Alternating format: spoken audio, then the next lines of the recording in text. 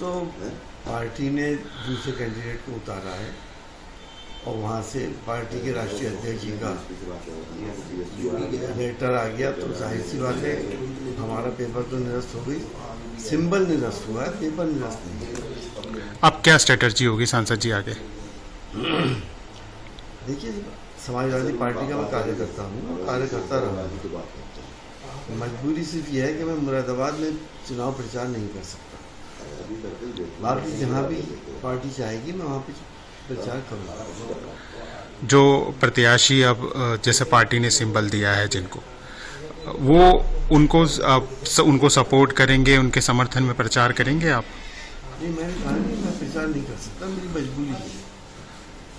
तो मेरे अपने लोगों के दिल टूट जाएंगे जिन्होंने मेरे लिए मन्नतें मानी हैं, जिन्होंने मेरे लिए रोज़े माने हैं, कुरान ख़वानियाँ करी हैं, दरगाहों पे हाज़िरी मानी है, प्रार्थनाएं करी हैं और जिन्होंने यज्ञ माने हैं।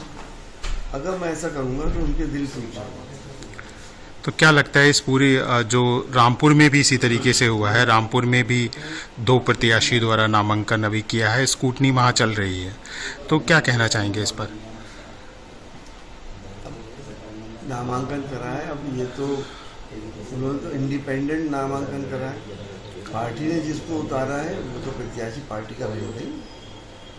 तो क्या इसमें दूसरी तरीके से आजम खां साहब का भी नाम आ रहा है यहाँ पे कि जैसे कि मीडिया रिपोर्ट्स में कहा जा रहा है कि आजम खां साहब भी रुष्ट थे, जिस वजह से ये सब किया गया है, उनके सब बातचीत का असर है?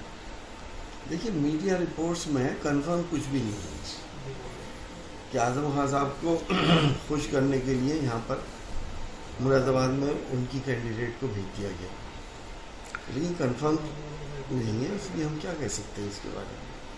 मुस्लिम्स के साथ क्या मानते हैं कि टिकट कटने के बाद लोगों के आपके पास कॉल्स भी आ रहे होंगे, लगातार लोग भी हम देखें यहाँ बैठे हुए हैं, तो कितनी बड़ी इस मिशन को दिक्कत हुई है? आप संसद में भी लगातार बोलते आए हैं। देखिए, उत्तर प्रदेश से पूरी जगहों से, इलाहाबाद से लेके और सहारनपुर तक मेरे पास फ़ोन भी आ रहे हैं लोगों के, इवन कलकत्ता से भी आ रहे हैं, बॉम्बे से भी आ रहे हैं, दुबई से भी आ रहे हैं। लोगों को धक्का पहुंचा है। मैंने मुस्लिम सियासत, क्या मैं ये नहीं कह रहा कि मैं मुस्लिम सियासत ही कर रहा हूँ, मैं मुसलमान क्योंकि सबसे ज़्यादा इस वक्त टॉर्चर्ड है उसकी आवाज़ उठाता हूँ, उसकी इंसाफ की बात करता हूँ, और चाहे वो मुसलमान हो, चाहे वो आदिवासी हो, चाहे वो दलित हो, चाहे हिंदू भाई हो, जहाँ पे भी कोई टॉर्चर होता है तो मैं आवाज़ उठाता हूँ। वो मैं उठाता रहूँगा, आप लोगों के माध्यम से उठाता रहूँगा। सिर्फ पार्लियामेंट ही थोड़ी कोई प्लेटफॉर्म है। तो बड़ा जो तैयारी थी वो सब किस तरीके से समाजवादी पार्टी को आप मानते हैं कि लॉस है?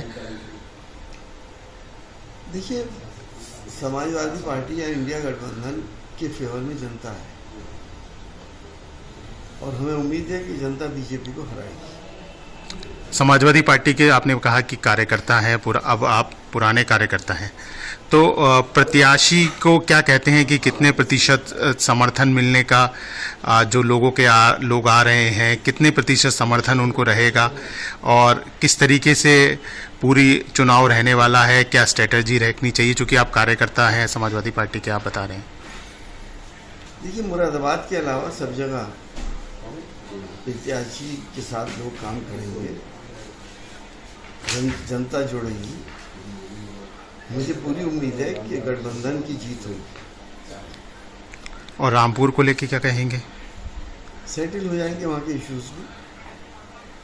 वहाँ पे पार्टी ने सिंबल किसी मौलाना को दिया है, वही पार्टी के प्रत्याशी भी रहेंगे।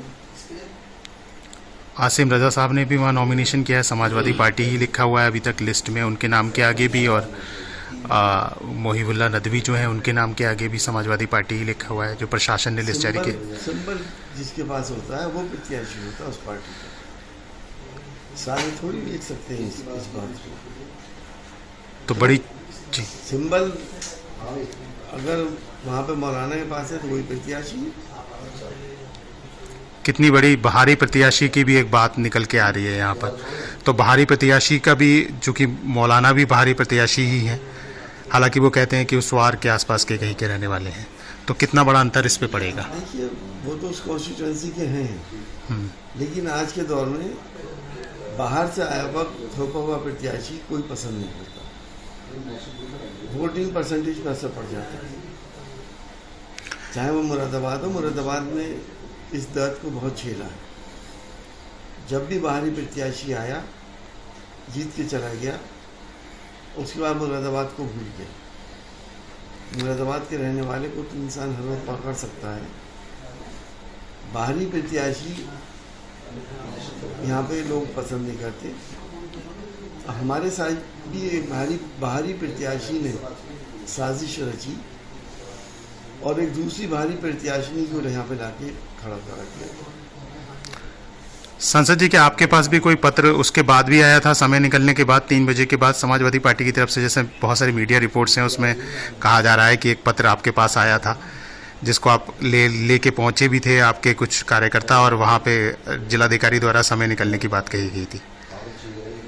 देखिए, अखिलेश यादव जी ने पत्र भेजा था,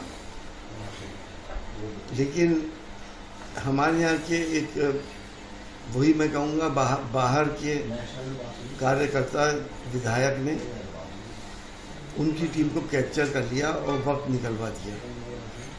वक्त से वो मुझे नहीं मिल सका। पत्र कितनी देर बाद मिला समय निकलने के?